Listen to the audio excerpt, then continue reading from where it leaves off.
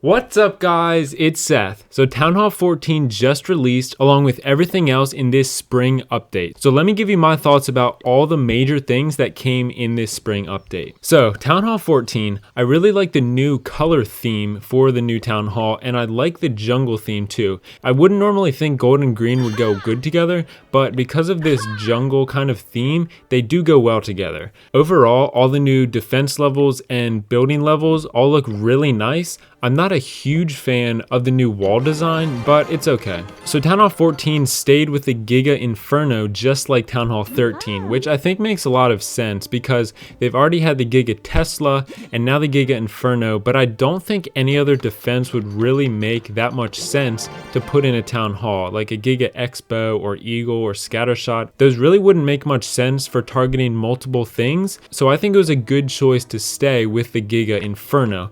I also like the Poison Bomb. It's a little bit different from the Town Hall 13 bomb, which would just slow you down, but now the Poison Bomb actually does damage, which is definitely going to be tough to go against when attacking a Town Hall 14. Out of all the new building levels, I think the Tesla is my favorite. I don't know why, I just really like the new design of it. It just looks really cool. And the second biggest thing that came in this update were the hero pets. The hero pets, I think, are a great addition to the game. It adds some more complexity and more strategy to the game, but it's not too overwhelming when attacking. There's no extra buttons you have to click or anything. It's just like normally deploying your hero, and the pets will be deployed and do their thing. And you will have to switch up your attack a little bit and maybe activate your hero abilities at different times based on what your pets are doing, but it's not too complex that you lose control of your attack because you're trying to focus on so many things. I was a little bit disappointed in a couple of the pets because they're really not that unique, specifically Lassie and the Unicorn. They both only have one ability, and Lassie is basically just like a hog rider, but she'll target any buildings, which is not anything super special. And the Unicorn, I'm not really a big fan of the design, and it's just a healer, so it's not anything super special, but I do like how the Electro Owl has two abilities. It has the ability to chain its lightning to different buildings, but it also adapts to whichever hero you pair it with. It'll have the same range as the heroes you pair it with. So with the Grand Warden, it's going to have the same range as the Grand Warden, but then if you pair it with a King, it's only going to have a tiny range. So I do like that dual ability with the Owl. And also the Mighty Yak has two abilities. The first one is doing extra damage to walls, which we have seen in Clash of Clans, but the second ability, when its hero dies, it'll get raged up, which isn't super unique, but I do appreciate that they have two abilities for the Mighty Yak and the Electro Owl. So the Battle Builder huts, I think, were a great addition to Clash of Clans,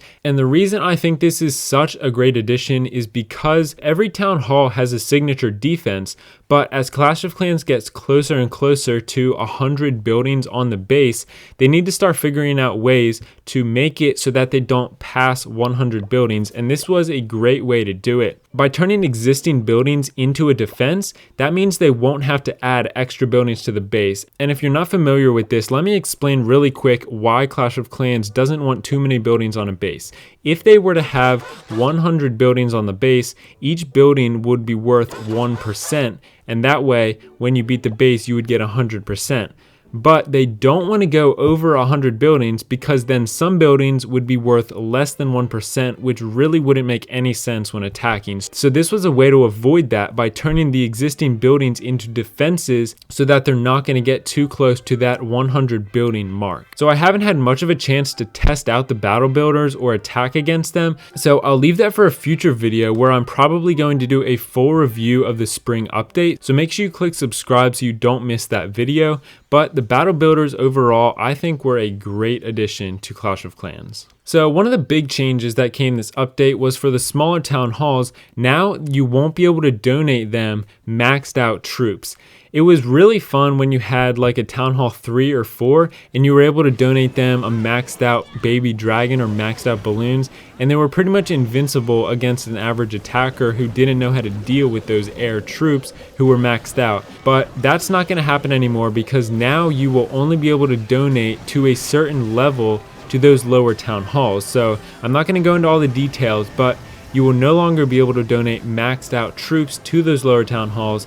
And honestly, I think this is a good change, because that way the new players who are at those lower town hall levels won't be frustrated by these maxed out troops coming out of the clan castle that they've never seen before. And it was unfair that these lower town halls were able to easily defend just because they had a friend or their other account that could donate to them. So I think this was a really good change. So one more thing is the Barbarian King remodel. If you saw my skin ranking for the Archer Queen and the Barbarian King, I mentioned that their default skins were kind of dull, and I said they needed a rework to make the skins more bright and modern. And now Clash of Clans is finally getting around to that. Right now they did the King, and eventually they'll get around to the Queen. They already did the Grand Warden a year or two ago, so it'll only be the King and Queen that they're doing.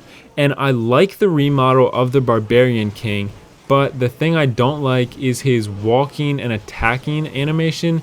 I just think he looks like kind of stiff and his arms aren't really moving naturally. So the design of it looks really cool and it's a nice revamp and it's a lot brighter than the old skin, but I think they could definitely improve his movement animations. So that's all I'm going to cover in this video, but make sure you subscribe for more Town Hall 14 and spring update content. Like I said, I'm planning on doing a full update review once I have a chance to play more of this update. So make sure you're subscribed so you don't miss that video, and also click the like button and comment down below what your favorite part of this update was. But thanks for watching, and I hope to see you in the next video.